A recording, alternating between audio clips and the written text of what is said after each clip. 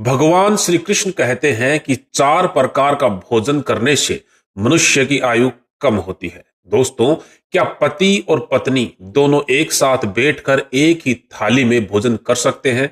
क्या मनुष्य को दूसरों का झूठा भोजन ग्रहण करना चाहिए? साथ ही भोजन के दौरान कौन सा मंत्र बोलना चाहिए? इस विषय पर भगवान श्री कृष्ण ने बहुत ही महत्वपूर्ण बातें हमें बताई हैं, जो प्रत्येक मनुष्य को अवश्य ही जान लेनी चाहिए, ताकि उसे अकाल मृत्यु और दुख दरिद्रता का सामना ना करना पड़े। दोस्तों, इस संसार के प्रत्येक प्राणी को भोजन की आवश्यकता होती है। भोजन के माध्यम से ही उसको ऊर्जा की प्राप्ति होती है।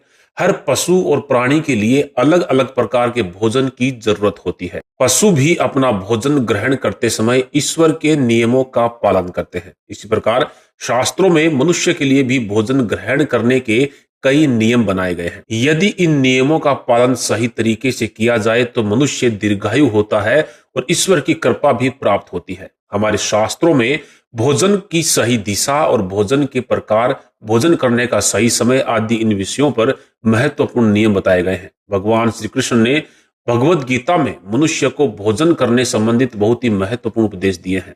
यह उपदेश मनुष्य की उन्नति करने वाला, दीर्घायु दिलाने वाला और सभी प्रकार के रोगों से मुक्त रखने वाला है। यह शरीर हमें ईश्वर ने प्रदान किया है और ईश्वर ने ही इस शरीर को शुद्ध एवं निरोग रखने के उपाय भी बताए हैं। जो मनुष्य भगवान श्री कृष्ण द्वारा बताए गए इन नियमों का पालन करता है, उसका शरीर हमेशा स्वच्छ, शुद्ध और विकार रहित होता है। साथ ही ऐसा मनुष्य सदगति को प्राप्त करने वाला होता है। भगवान श्री कृष्ण ने भगवत गीता के माध्यम से मनुष्य को भोजन के प्रकार बताए हैं।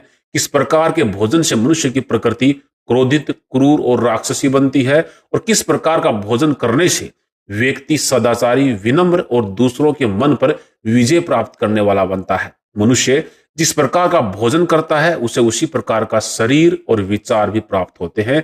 जैसा खाओगे अन्न वैसा हो जाएगा मन। इसलिए धन की देवी मां लक्ष्मी की प्राप्ति के लिए मनुष्य को उचित भोजन सामग्री का ही चुनाव करना चाहिए। मनुष्य चाहे गरीब हो या धनवान हो, वह चाहे राजमहल में रहता हो चाहे वन में, उसे अपने शरीर की तृप्ति के लिए भोजन अवश्य ही करना चाहिए। लेकिन इंद्रियों की लालसा में इतना भी पागल नहीं हो जाना चाहिए कि वह तामसिक एवं राजसिक आहार का सेवन करके क्रूर तथा निष्ठुर बन जाए। तामसिक भोजन करने वाला मनुष्य अपनी मान मर्यादा, संस्कार और अपने आचरण को भी नष्ट एवं दूषित कर लेता है। साथ ही दुष्कर्म का मार्ग पकड़ लेता है।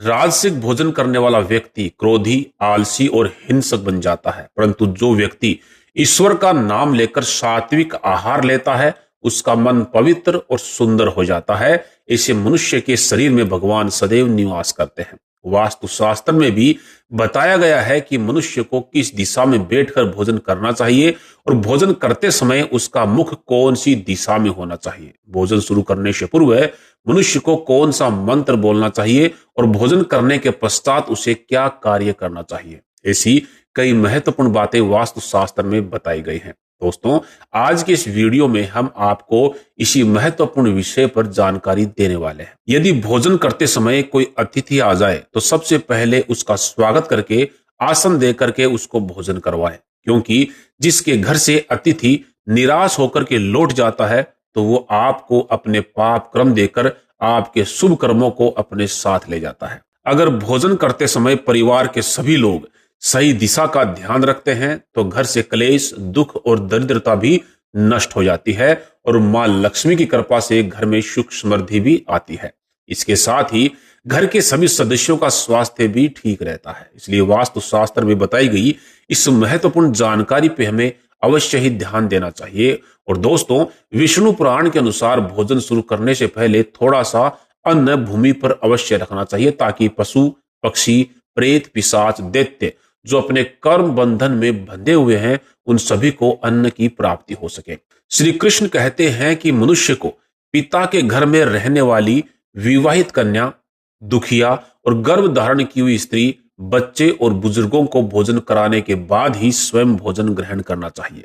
सभी को भोजन कराए बिना जो मनुष्य भोजन करता है उसका भोजन पापमय बन जाता है। ऐसा व्यक्ति कई जन्मों तक नरक में वास करता है। जो व्यक्ति स्नान किए बगैर ही भोजन करता है उसका भोजन मल भक्षण के समान हो जाता है। जो व्यक्ति बालक और वृद्ध के हिस्से का भोजन करता है उसका भोजन विष्ठा के समान हो जाता है, और जो बिना दान किए ही भोजन ग्रहण करता है उसका भोजन विष के समान बन जाता है, जो अनेक रोगों का कारण भी बन सकता है। मनुष्य को कभी भी दुराचारी व्यक्ति द्वारा दिया गया अथवा दूसरों द्वारा अपमानित करके दिया गया भोजन कभी भी ग्रहण नहीं करना चाहिए। मनुष्य को परोसे गए भोजन का अग्रभाग अग्नि को देकर ही भोजन करना चाहिए। भोजन को एकाग्रचित होकर के करना चाहिए। सबसे पहले मीठा, फिर नमकीन, फिर खट्टा और अंत में कड़वे और तीखे पदार्थों का सेवन करना चाहिए। साथ ही ध्यान रखें कि प्रथम 5 निवाले मौन रह करके ही ग्रहण करें। ऐसा करने से व्यक्ति को जीवन भर अन्न की कमी महसूस नहीं होती। दोस्तों, वास्तु शास्त्र के अनुसार घर के अग्निकोण यानी कि दक्षिण पूर्व दिशा में बैठ करके भोजन करने से व्यक्ति रोग और मानसिक तनाव से मुक्त हो जाता है। घर के बीमार सदस्यों को पूर्व दिशा की तरफ बैठ कर ही भोजन करना चाहिए। इससे उनके स्वास्थ्य में सुधार होता है, और घर के पूर्व मध्य दिशा में बैठकर भोजन करने से समाज में मान सम्मान की प्राप्ति होती है। सरकारी कार्य में चल रही बाधाएं दूर होती हैं, साथ ही स्वास्थ्य भी उनका उत्तम रहता है और दीर्घायु की प्राप्ति होती है, क्योंकि पूर्व दिशा उगते हुए सूर्य की दिशा है और सूर्य देव ही आरोग्य, दीर्घायु और मान सम्मान प्रदान करने वाले होते हैं। लेकिन ध्यान रहे, दक्षिण दिशा की तरफ मुख करके कभी भी भोजन नहीं करना चाहिए, क्योंकि दक्षिण दिशा यम की दिशा है। वास्तु शास्त्र के अनुसार कभी भी टूटे फूटे बर्तनों में भोजन नहीं करना चाहिए। ये दुर्भाग्य को निमंत्रण देते हैं। भोजन हमेशा साफ थाली में ही करना चाहिए। गंदी थाली में भोजन करने से जीवन में समस्याएं आती हैं। अगर कोई व्यक्ति व्यवसाय में तरक्की चाहता है या नौकरी की तलाश में है तो वह उत्तर दिशा की तरफ मुख करके भोजन करे।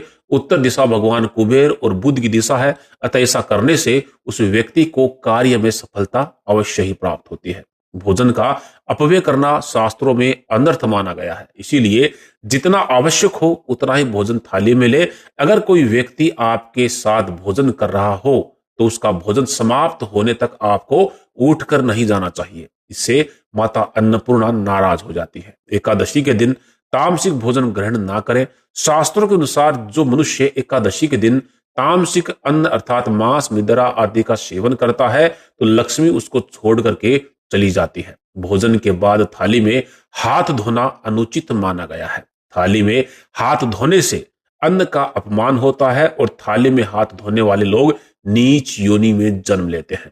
सबसे महत्वपूर्ण बात ध्यान रहे, व्यक्ति को बिस्तर पर बैठ करके भोजन कभी भी नहीं करना चाहिए। ऐसा करने से राहु जनित समस्याएं परेशान करने लगती हैं और व्यक्ति कई प्रकार के रोगों से ग्रस्त हो सकता है। भोजन केवल जमीन पर आसन बिछाकर और उस पर बैठ कर ही करना चाहिए। भोजन करते समय दिशाओं का ध्यान रखना बहुत ही जरूरी होता है। गलत दिशा में बैठकर अथवा गलत दिशा में मुख करके भोजन करने से व्यक्ति को उनके अनिष्टकारक परिणाम भुगतने पड़ते हैं। अगर आपके ऊपर राहु की महादशा चल रही है और आप बीमार रहते हैं, साथ ही घर में लड़ाई झगड़े होते हैं, तो आपको रसोई घर में ही भोजन करना चाहिए। आगे भगवान श्री कृष्ण कहते हैं कि जिस भोजन को कोई लांग कर चला जाए या भोजन की थाली को गलती से किसी की ठोकर लग जाए तो ऐसे भोजन को त्याग देना चाहिए, क्योंकि ऐसा भोजन अशुद्ध हो जाता है। ऐसा भोजन पशुओं को खिला देना चाहिए। दूसरों के द्वारा लांग कर गया भोजन खाने से मनुष्य की आयु कम हो जाती है और उसके शरीर में विभिन्न प्रकार के रोग उत्पन्न होते हैं। भगवत गीता के अनुसार अगर भोजन में बाल निकल जाए तो ऐसे भोजन का भोग भगवान को नहीं लगाना चाहिए, क्योंकि ऐसा भोजन बेकार होकर के प्रेतों को प्राप्त हो जाता है। इसलिए ऐसा भोजन हमें भी ग्रहण नहीं करना चाहिए। भगवान श्री कृष्ण कहते हैं कि मनुष्य को दूसरों के लिए परोसा गया भोजन भी ग्रहण नहीं करना चाहिए। जो मनुष्य दूसरों का भोजन छीन करके खाता है अथवा किसी को दिए बिना ही उस अन्न का स्वयं ही उपयोग कर लेता है तो ऐसे मनुष्य से देवी अन्नपूर्णा रुष्ट हो जाती है। भोजन हमेशा ही सभी में बांट करके खाना चाहिए। दूसरे के हिस्से का भोजन ग्रहण करने से मनुष्य के पुण्य कर्म भी नष्ट हो जाते हैं। भूमि पर पवित्र आसन पर बैठकर पूर्व की तरफ मुख करके भोजन करना ही सर्वोत्तम माना गया है। पूरब की तरफ मुख करके भोजन करने से जीवन में मान सम्मान, यश और आरोग्य की प्राप्ति होती है और उत्तर दिशा की तरफ मुख करके भोजन करने से जीवन में धन दौलत और सत्य की प्राप्ति होती है। पानी से हाथ पैर और मुख को अच्छे से धोकर ही भोजन ग्रहण करना चाहिए। भोजन के पात्र को भूमि पर रखकर भोजन ग्रहण करना ही सर्वश्रेष्ठ माना गया है। शास्त्रों में इस प्रकार के भोजन को उपवास के समान बताया गया है। मनुष्य को सदैव ही क्रोध रहित होकर भोजन ग्रहण करना चाहिए, क्योंकि क्रोध की अवस्था में भोजन ग्रहण करने से माता अन्नपूर्णा का अपमान होता है और कई शारीरिक व्याधियां भी उत्पन्न होती हैं। अगर आपका मन उदास हो, आपका चित्त कहीं और हो, तो उस समय भी भोजन ग्रहण नहीं करना चाहिए। और गुस्से से भरे हुए मन से भोजन करना भी अशुभ होता है। जो व्यक्ति चप्पल जूते पहनकर भोजन करता है, तो शास्त्रों में इस प्रकार के भोजन को ऐश्वरी भोजन बताया गया है। ठीक मध्य रात्रि में, ठीक दोपहर में भी भोजन करना अनुचित माना गया है। साथ ही अगर पेट खराब हो तब भी भोजन नहीं करना चाहिए। गीले कपड़ों में बगैर स्नान किए और ग्रहण के दौरान भी भोजन नहीं करना चाहिए। सोते हुए, खड़े खड़े, चलते चलते, बात करते हुए भी भोजन नहीं करना चाहिए। टूटे फूटे पात्र में या बगैर पात्र के भूमि पर अथवा हाथ पर रखकर भोजन करने से घर में स्थायी दरिद्रता का वास हो जाता है।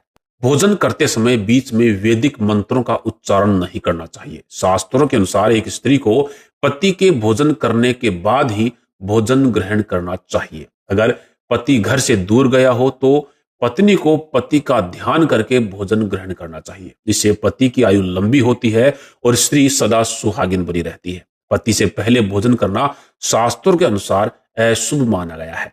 विष्णु पुराण के अनुसार पति पत्नी को एक साथ बैठकर एक ही थाली में भोजन नहीं करना चाहिए। ऐसा करने से दोनों में क्लेश और विवाद होता है, जिससे घर की शांति भंग हो जाती है। अंधकार में अथवा आकाश के नीचे बैठ करके भोजन नहीं करना चाहिए। भोजन करते समय सर पर छत अथवा किसी वृक्ष की छाया अवश्य ही होनी चाहिए। हंसते हुए अथवा रोते हुए भोजन करना भी अनिष्ट कारक माना गया है। इससे गले में अन्न फंसकर प्राण जाने का भी खतरा बना रहता है। विष्णु पुराण के अनुसार केवल एक वस्त्र पहन करके भोजन करना अनुचित माना गया है। साथ ही नग्न अवस्था में भोजन करना घोर पाप की श्रेणी में आता है। इससे जीवन में दरिद्रता और दुर्भाग्य प्रवेश कर जाता है। सवारी अर्थात किसी वाहन में बैठकर के भोजन करना भी अनुचित माना गया है। साथ ही चारपाई या बेड पर बैठकर के भोजन करने से मनुष्य की आयु क्षीण हो जाती है। घर की दहलीज या किसी कमरे की चौखट पे बैठकर भी भोजन ग्रहण नहीं करना चाहिए, क्योंकि ऐसा करने से जीवन में स्थायी दरिद्रता, दुर्भाग्य और बीमारी का आगमन हो जाता है। तो दोस्तों, इस प्रकार से शास्त्रों में भोजन करने संबंधित बहुत से नियम बताए गए हैं, जिनका पालन हमें अवश्य ही करना चाहिए। और साथ ही उम्मीद करता हूं कि आज की यह जानकारी भी आपको पसंद आई होगी। अगर आई है तो नीचे कमेंट बॉक्स में जय मां अन्नपूर्णा लिखना बिल्कुल ना भूलें और साथ ही इस जानकारी को अन्य लोगों तक भी अवश्य पहुंचाएं। धन्यवाद। जय श्री कृष्णा।